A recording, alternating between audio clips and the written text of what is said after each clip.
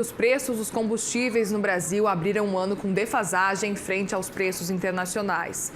Isso por conta, claro, do dólar alto que vem pressionando a Petrobras. E aí, de um lado, um repasse dos preços deve impactar diretamente na inflação.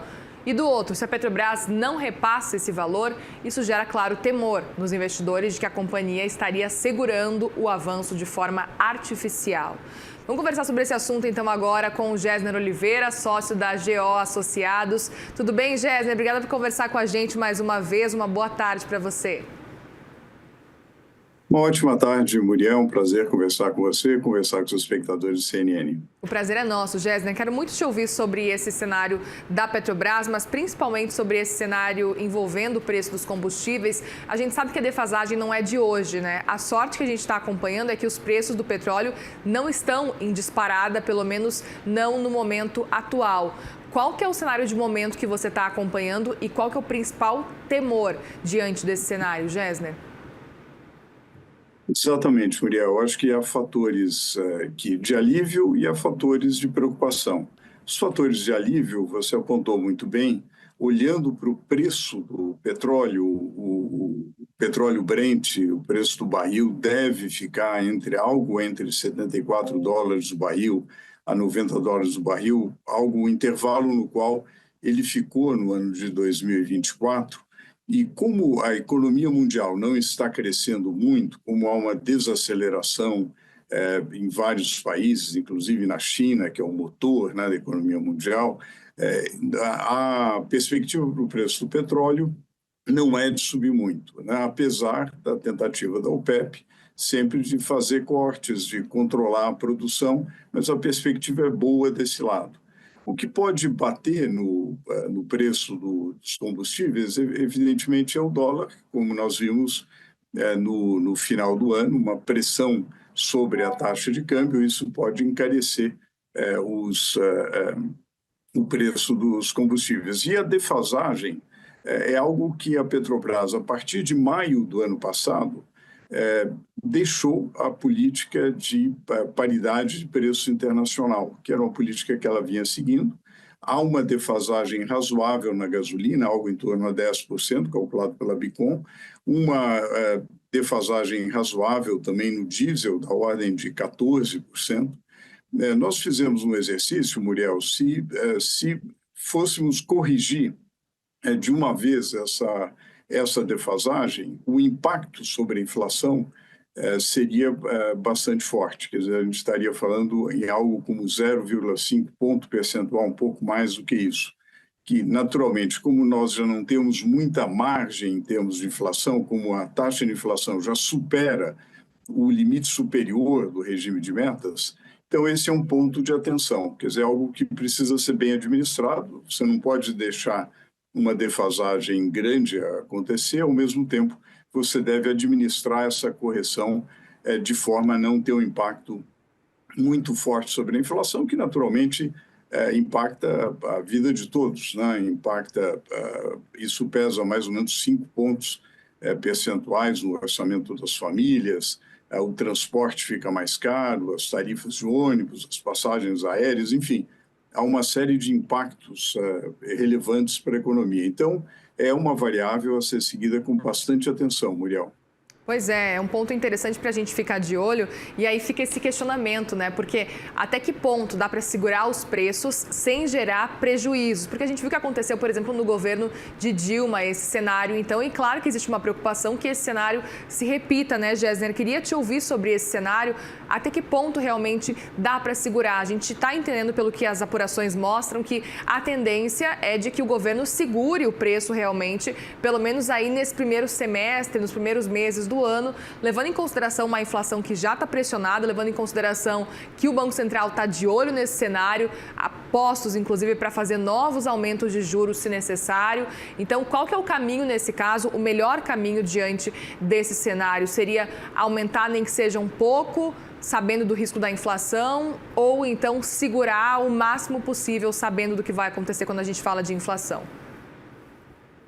Olha, certamente, quando se trata de economia, Muriel, a pior coisa que tem é você artificialmente segurar, porque é como uma panela de pressão. Depois explode, tem um impacto brutal. Inclusive, as pessoas observam esses números, né?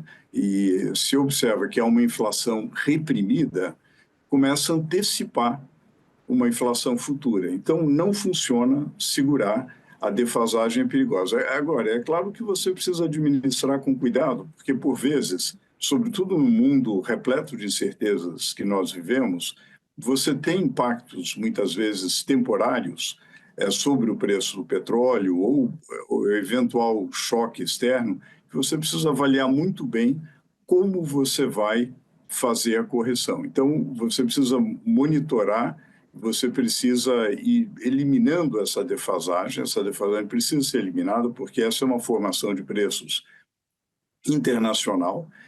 Você não pode artificialmente controlar esse preço e, inclusive, causando um prejuízo à Petrobras e, naturalmente, com repercussão sobre o mercado de capitais. Então, é preciso assim, muita atenção. Nós temos alguns fatores de alívio, eu mencionei antes que não há uma pressão altista sobre o preço do petróleo, pelo menos até o momento, e também chamaria atenção que aquela reoneração de impostos, você vai se lembrar, Muriel, que havia uma reoneração de PIS/COFINS e também uma reoneração de ICMS que pesou sobre a gasolina, pesou sobre o etanol no ano de 24 e, felizmente, isso já passou. Quer dizer, nós não temos pressão de imposto, nós não temos a pressão do mercado internacional, mas temos, sim, uma defasagem que precisa ser, com sabedoria, precisa ser eliminada. Pois é, e aí do outro lado a gente tem também importadores privados, né, de combustível que têm reclamado, têm feito uma pressão falando, olha,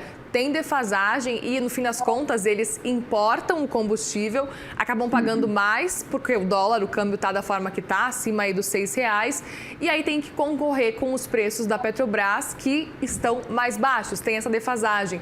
Então é um cenário difícil de acompanhar realmente, Gésner. Exatamente, Muriel. E é muito importante que você não mate a economia de mercado e os importadores, porque eles têm uma função muito importante. Na verdade, foi um avanço você desenvolver um setor importador que é fundamental para o abastecimento, para a segurança do abastecimento, complementarmente à Petrobras, naturalmente, mas é importante haver isso. Se você artificialmente contém, reprime os preços dos combustíveis, você mata a atividade de importação, onde foi feito investimento e que é uma atividade fundamental para a infraestrutura do país. Então, é preciso realmente olhar para essa lógica de mercado que precisa ser respeitada, Muriel. Perfeito. Então, para a gente entender um pouco desse cenário para 2025, Gésner, queria entender a sua avaliação, então. Você acredita que vai ser necessário, então, aumentar os preços, muito por causa dessa defasagem?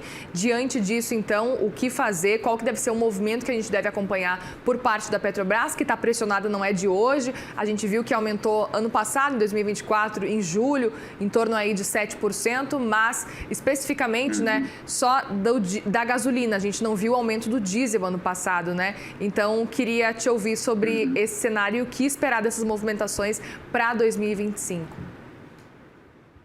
Olha, eu acho que o mais adequado como política, e vamos fazer a hipótese naturalmente que haverá racionalidade nessa política, o mais racional é uma eliminação gradual da defasagem, sempre avaliando o momento mais oportuno, acompanhando os impactos. Já alguns derivados, naturalmente, já têm um reajuste maior, né? O caso do querosene para aviação, o caso do óleo combustível, quer dizer, já há uma diferenciação nesses reajustes, mas será necessário eliminar, eu diria que uma eliminação gradual seria o esperável. E, obviamente, sempre acompanhando o mercado internacional, que neste momento aponta para uma maior tranquilidade. 2024 já foi um ano bom do ponto de vista do preço do petróleo. O preço do petróleo costuma gerar muita dor de cabeça, de 2024 já foi relativamente estável, considerando a volatilidade dessa commodity.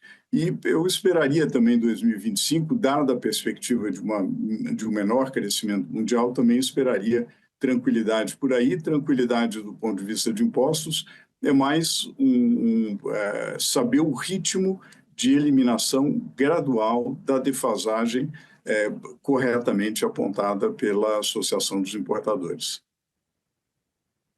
De um preço do petróleo estável, né? Tô até aqui de olho no petróleo Brent nesse momento, que está subindo 0,92%, está na casa aí dos 77 dólares, $1.000 no caso, né? E a gente está 77 dólares, na verdade, né? Não $1.000. E a gente tem aqui o petróleo WTI que está subindo 0,83% nos 74 dólares também. Uma média aí WTI e Brent também de 75, 76 dólares o barril também. E aí é interessante ver, porque a gente já viu o preço muito mais alto, a gente vê que pelo menos por enquanto eles seguem estáveis, né?